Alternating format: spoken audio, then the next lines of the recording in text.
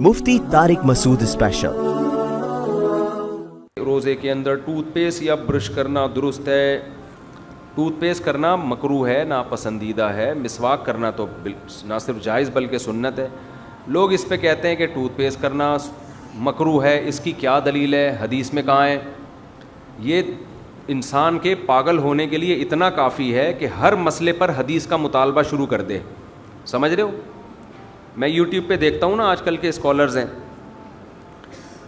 جب حنفیوں پہ رد کرنا ہوتا ہے نا، بڑے دلیل سے کہیں گے کہ اس پر کوئی حدیث نہیں ہے، اور آگے جتنی باتیں کر رہے ہوں گے ان پہ 99% باتوں میں ان کے پاس کوئی حدیث نہیں ہوتی۔ عوام صرف نفسیات کی مار، نفسیات سے متاثر ہوتی ہے۔ سینکڑوں مسائل ایسے ہیں جن میں آپ کے پاس قرآن و حدیث سے کوئی واضح دلیل موجود نہیں ہے، بہت سارے مسائل ہیں۔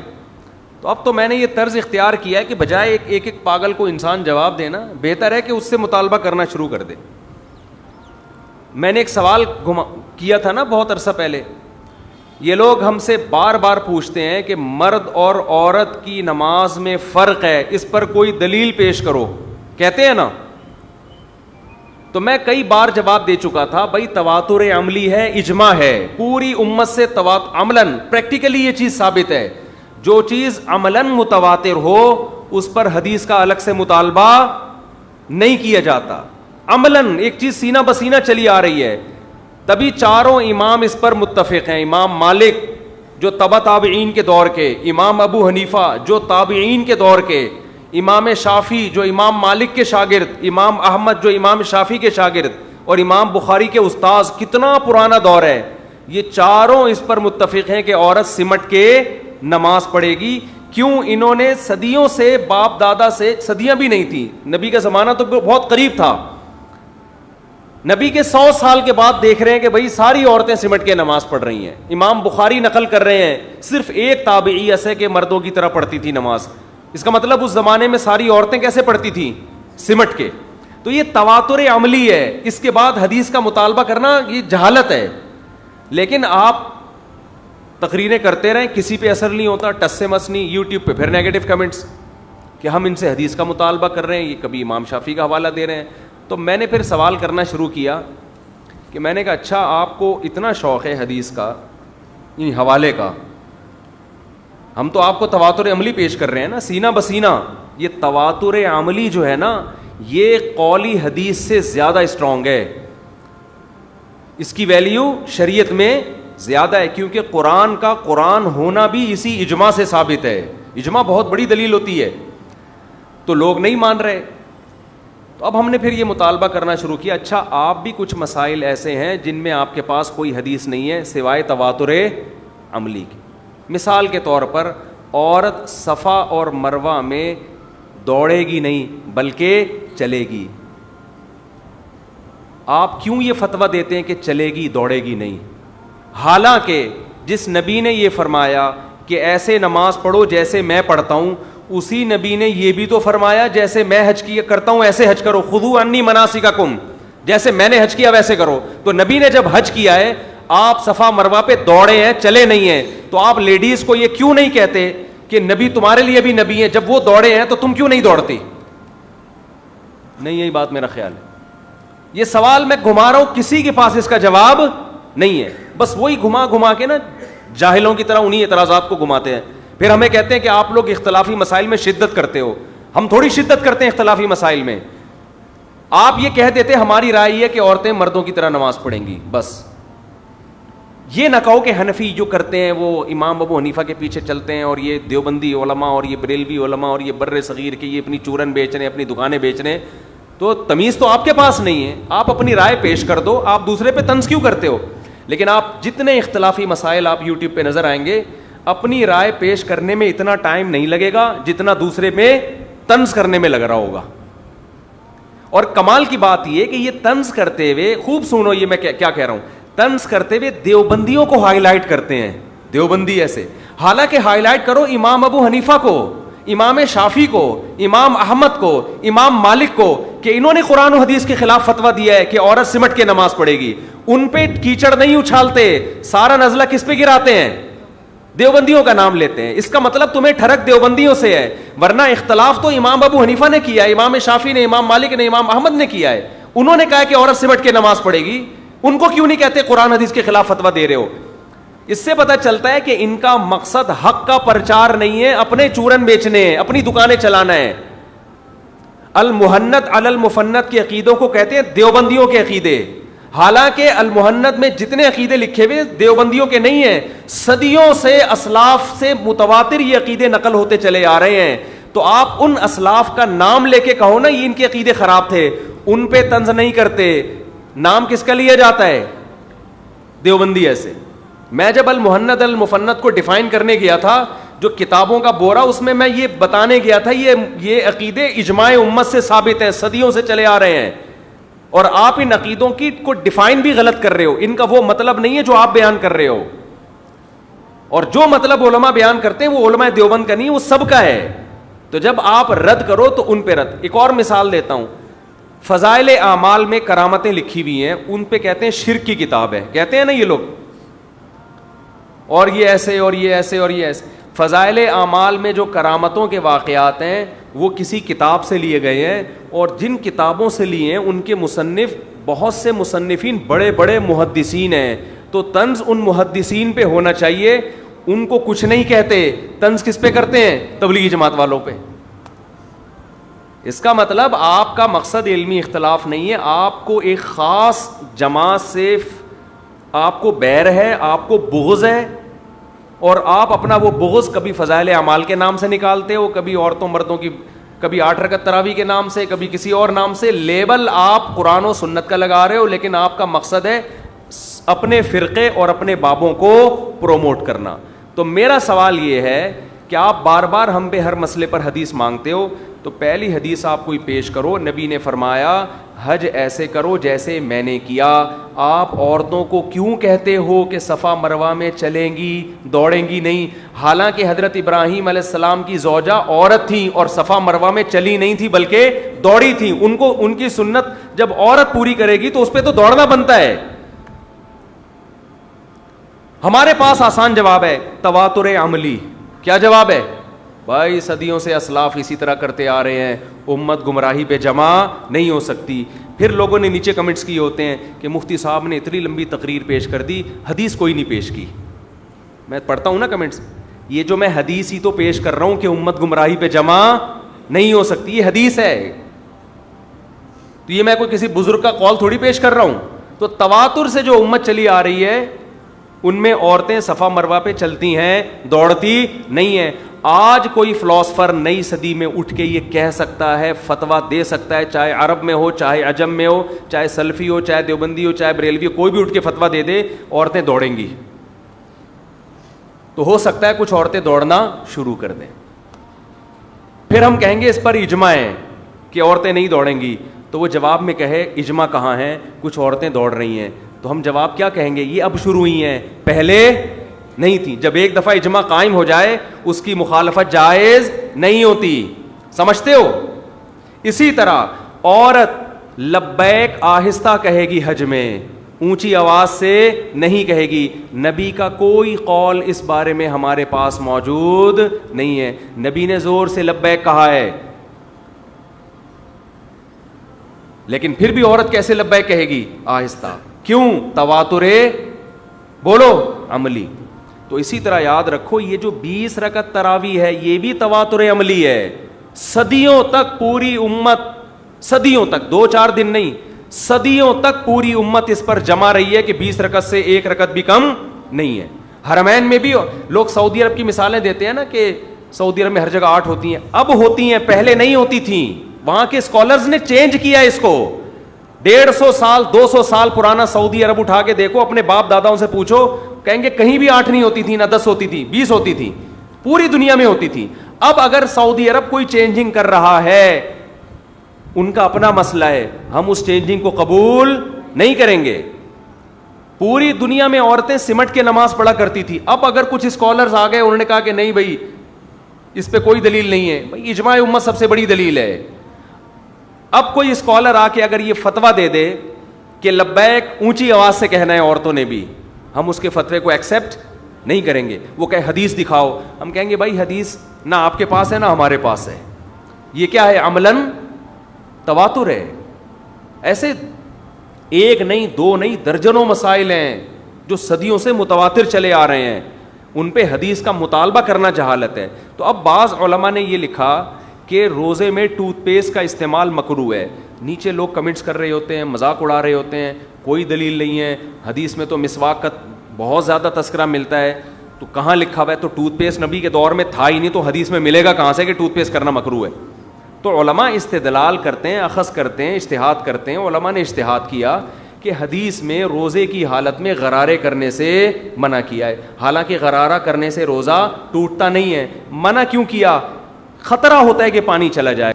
اس سے پتہ چلتا ہے روزے میں ایسا کام کرنا جس سے خطرہ ہو جائے کہ روزہ ٹوٹ سکتا ہے, وہ کام روزے میں ناپسندیدہ اور مکروہ ہے. تو مسواک سے روزہ ٹوٹنے کا خطرہ نہیں ہوتا. ٹوتھ پیسٹ کا جھاگ بنتا ہے, اس میں امکان ہوتا ہے کہ وہ آپ کے حلق میں چلا جائے. اس امکان کی وجہ سے علماء نے کہا کہ ٹوتھ پیسٹ کرنا روزے میں کیا ہے؟ مکروہ ہے. اب اس پہ بخاری مسلم کا مطالبہ کرنا یہ آپ کے پاگل ہونے کی دلیل ہے, سمجھ رہے ہو؟ یہ اس کی علامت ہے کہ یہ پاگل ہو گیا. ایک یوٹیوبر ہیں, وہ ان کا کام ہے سلفیوں کو ڈیفائن کرنا. ایک یوٹیوبر ہیں, نئے نئے آئے ہیں, چھوٹی چھوٹی داڑھی ہے ان کی. بن باز رحمہ اللہ نے یہ فرمایا, شیخ صالح العثیمین رحمہ اللہ نے یہ فرمایا, پھر ہر سعودی عالم کو ڈیفائن. میں بھی مانتا ہوں بن باز رحمہ اللہ بڑے بزرگ تھے, ہمارے لیے قابل احترام. شیخ صالح العثیمین بھی. یہ ہمیں کہتے ہیں کہ قرآن و سنت چھوڑ کے بزرگوں کے نام لیتے رہتے ہو. یہی کوئی دیوبندی کر رہا ہوتا نا, مارشل تھانوی رحمۃ اللہ علیہ نے یہ فرمایا, تو حاجی امداد اللہ مہاجر رحمۃ اللہ نے فرمایا, تو فوراً کیا کہتے ہیں یہ لوگ شخصیت پرست ہیں. لیکن خود صبح و شام بن باز نے یہ فرمایا, العثیمین نے یہ فرمایا, بن باز نے یہ فرمایا, العثیمین نے یہ فرمایا, ان کا یہ فتویٰ ہے. یہ کام جب آپ میری نظر میں تو کسی بھی عالم کا نام احترام سے لیں, اس کا قول نقل کر دیں, کوئی غلط بات نہیں ہے. لیکن دوسرا کر رہا ہوگا تو شخصیت پرست ہے. خود صبح سے شام کیا کر رہے ہوتے ہیں؟ مجھے اس کے چینل دیکھ کے ایسا لگا کہ یہ صاحب قرآن و سنت سے زیادہ ان کا کام ہے علماء سعودیہ کو ڈیفائن کرنا, ان کا دفاع کرنا. اور کمال کی بات ہے, علماء سعودیہ کا جو فتویٰ ان کے خلاف ہو اس میں کبھی ان پہ طنز کرنے میں وہ لب و لہجہ اختیار نہیں کرتے جو بر صغیر کے علماء کے خلاف لب و لہجہ اختیار کرتے ہیں. یعنی اگر یہاں ہندوستان کے کسی عالم نے فتویٰ دیا ہو جو ان کی رائے کے خلاف ہو تو فوراً طنزیہ لب و لہجہ ہوگا کہ ان کو کیا پتہ قرآن و حدیث کا. لیکن سعودی عالم نے فتویٰ دیا جو ان کی رائے کے خلاف ہے تو انتہائی احترام کے ساتھ کہ علماء کا رائے میں اختلاف ہوتا ہے, یہ ایک رائے ہے, ایک دوسری بھی رائے ہے, تو ان کے اپنے لیے اصول کچھ اور ہیں, دوسروں کے لیے اصول کچھ اور ہیں. تو یہ قرآن و سنت کا لیبل ہے میرے بھائی, ملتے جلتے ناموں سے دھوکہ نہ کھائیں. سمجھتے ہو؟ میں آپ کو دیوبندیت کی دعوت نہیں دے رہا, میں آپ کو بریلویت یا اہل حدیثیت کی دعوت نہیں دے رہا, میں آپ کو قرآن و سنت کی طرف بلاتا ہوں. لیکن وہ قرآن و سنت جو مجتہدین نے سمجھا ہے, جو دیوبندیوں نے سمجھا ہے, قطعاً نہیں, نا. جو کس نے سمجھا ہے؟ مجتہدین نے. ابو حنیفہ نے, امام شافعی نے, امام احمد نے, امام مالک نے, یہ وہ مجتہدین ہیں جن کو پوری امت نے فالو کیا ہے. اور آج جو مارکیٹ میں نئے نئے مجتہدین آ رہے ہیں وہ لیبل قرآن و سنت کا لگائیں گے, لیکن آپ کو قرآن و سنت کے نام پہ قرآن و سنت سے ہٹا دیں گے اور فرقہ واریت کی آگ میں دھکیل دیں گے. آپ کو لیبل لگائیں گے ہم فرقوں سے جان چھڑا رہے ہیں, لیکن اللہ کی قسم ایسی فرقہ واریت کی آگ میں دھکیلیں گے آپ کی نمازوں کا خشوع ختم ہو جائے گا, آپ کی تلاوت میں جان ختم ہو جائے گی, آپ ایسی آگ میں جھلسو گے نا کہ ہر وقت کیڑے نکالتے رہو گے, یہ غلط, وہ بھی غلط. اس کے علاوہ آپ کا کوئی کام نہیں بچے گا. جو ان میں گئے ہیں ان کے پاس ان کا حالت تو جا کے دیکھیں نا, ان کا سارا دن یہی کام ہے. تو اس لیے بات کہاں سے لمبی ہو گئی, کیا شروع کی تھی, کہاں چلی گئی بات. تو یہ کیونکہ ٹوتھ پیسٹ پہ بھی اعتراضات کرتے ہیں نا کہ مسواک کا تو ذائقہ اگر نہ چاہتے ہوئے حلق میں چلا بھی جائے تو روزہ نہیں ٹوٹتا. مسواک تو ایسی چیز ہے, مسواک کے بارے میں فقہا کہتے ہیں کہ اگر آپ مسواک کر رہے تھے, غلطی سے حلق میں چلا گیا اس کا ذائقہ, جان کر نہ لے کے جائیں کہ روزے میں مسواک ہی کھانا شروع کر دیا آپ نے, چلو یار اور تو کچھ نہیں, تو اسی سے انجوائے کرو. اگر غلطی سے چلا بھی جائے تو فقہا کہتے ہیں چونکہ سنت ہے روزہ نہیں ٹوٹے گا اس سے. سمجھتے ہیں؟ مفتی صاحب وہ 70,000 کون لوگ ہیں جو بغیر حساب کتاب کے جنت میں جائیں گے؟ جو اللہ پہ توکل کرتے ہیں، حدیث میں آتا ہے، تعویذ گنڈوں میں نہیں پڑتے، حدیث کے الفاظ ہیں یہ۔ اچھا بھائی، آپ میں سے کسی نے کچھ پوچھنا ہے تو دماغ میں سوچ لیں۔ 2 دن بعد عمرے کی روانگی ہے، سعودی گورنمنٹ کی جانب سے احرام میں ماسک لگانا ضروری ہے، تو کیا اس سے دم واجب ہوگا؟ جی ہاں ہوگا۔ اگر آپ نے 12 گھنٹے تک ماسک لگائے رکھا نا، 24 گھنٹے میں، یعنی ٹوٹل ملا کے 12 گھنٹے بنتے ہیں وہ، جیسے تھوڑی دیر لگا لیا پھر ہٹا لیا پھر لگا لیا پھر ہٹا لیا، تو 12 گھنٹے تک کا ٹائم اگر بنتا ہے تو پھر دم واجب ہے، اس سے کم میں صدقہ واجب ہے۔ والد کے اعتکاف کا ارادہ ہے، سوال یہ ہے کہ گراؤنڈ فلور پر رہائش ہے، تو کیا بیل بجنے پر ماسی اور جمعدار کے لیے، اچھا والدہ کا، کیا بیل بجنے پر ماسی اور جمعدار کے لیے دروازہ کھولنے جا سکتی ہیں؟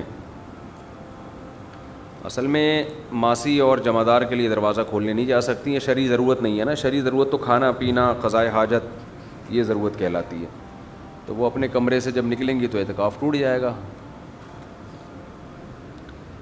عورت نے اعتکاف کر لینے کے لیے کمرہ مختص کیا، کیا وہ سحری افطاری کے لیے گھر والوں کے ساتھ بیٹھ سکتی ہے؟ نہیں۔ اگر کھانا وہاں آنا ممکن ہی نہیں ہے تو ایک الگ بات ہے، لیکن ایسا کیسے ہو سکتا ہے کہ اس جگہ پہ کوئی کھانا نہ دے سکے ان کو؟ تو کھانا تو وہاں پر ہو سکتا ہے۔ 2 دن بعد انشاءاللہ عمرے کے لیے روانگی ہے، بیت اللہ میں اعتکاف کا ارادہ ہے۔ ماشاءاللہ بھائی، پوچھنا یہ ہے کہ سحری افطاری لانے اور کھانے کے لیے باہر جا سکتے ہیں؟ نیز یہ بھی بتا دیں کہ اگر وہاں مینجمنٹ افطار و سحر مسجد کے اندر نہ لانے دیں تو کیا باہر بیٹھ کے کھا سکتے ہیں؟ جی ہاں، خریدنے کے لیے بھی باہر جا سکتے ہیں افطاری اور سحری، اور اگر مینجمنٹ مسجد کے اندر بیٹھ کے کھانے نہ دے تو مجبوری میں باہر بیٹھ کے کھا بھی سکتے ہیں۔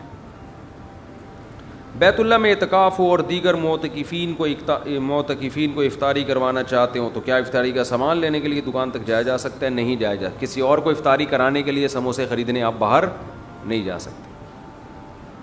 نیز اگر نیت یہ ہو کہ اپنی افطاری کے سامان کے ساتھ دیگر لوگوں کے لیے بھی افطاری کا سامان لیں گے، اپنی افطاری خریدتے ہوئے آپ نے ایک سموسے کے بجائے 50 سموسے ڈلوا دیے، وہ ٹھیک ہے بھئی، آپ نے بولا 50 سموسے پیک کر دے تو ضمناً آ گئے، لیکن اپنا سموسہ لے لیا، پھر آپ نے وہاں ٹھہرے بولے 50 اور ڈال دو، دوسروں کو بھی افطاری کروانی ہے، تو اس سے اعتکاف ٹوٹ جائے گا۔ ایک تو ہے نا کہ لیتے ہوئے ضمناً اس میں ایک کے بجائے 2 آ گئے، پھر آپ نے لا کے پبلک کو کھلا دیے۔ ایک ہے الگ سے ان کے لیے الگ سے مستقل خرید رہے ہو، تو اتنی دیر میں وہاں جو ٹھہرنے کا ٹائم ہے وہ اضافی ہوگا، اس سے اعتکاف ٹوٹ جائے گا۔ اچھا بھائی، یہ ہو گئے نا، یہ سارے بار بار کیوں پکڑا رہے ہو یہ والے صاحب؟ بھائی یہ تو بہت سارے پڑے ہوئے ہیں۔ ایک شخص کے والدین پہ بچے کسی بیماری میں مبتلا ہوں، پتہ نہیں کیا لکھا ہوا ہے مصعب، اگر ایک شخص کے والدین یہ یا بیوی بچے کسی جان لیوا بیماری میں مبتلا ہوں اور اس کے پاس بالکل پیسہ نہ ہو علاج کے لیے، تو کیا اس علاج پر وہ اس کے آگے ہاتھ جمع ہونے سے ان کا انتقال ہو جائے؟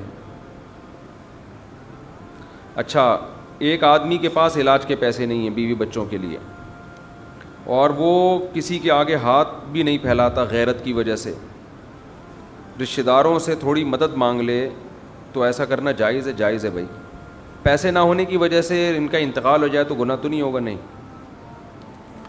پیسے نہ ہونے سے کسی کا انتقال ہو جائے تو کسی کو بھی گناہ نہیں ہوتا، لیکن مانگ لینا چاہیے ایسی صورت میں، اتنی شدید مجبوری میں بتا دینا چاہیے بھئی ایسے کوئی پریشانی ہے تو آپ مدد کر لیں، تو جب پیسے ہوں گے تو میں لوٹا دوں گا، کیوں انتقال کیوں کروا رہے ہو؟ جب مسجد نبوی میں سلام پڑھنا جائز ہے تو یہاں کیوں نہیں پڑھ سکتے؟ یہاں بھی پڑھتے ہیں سلام، نبی صلی اللہ علیہ وسلم پہ ہم جو نماز پڑھتے ہیں اس میں سلام پڑھتے ہیں، السلام علیکم ایھا النبی ورحمۃ اللہ وبرکاتہ۔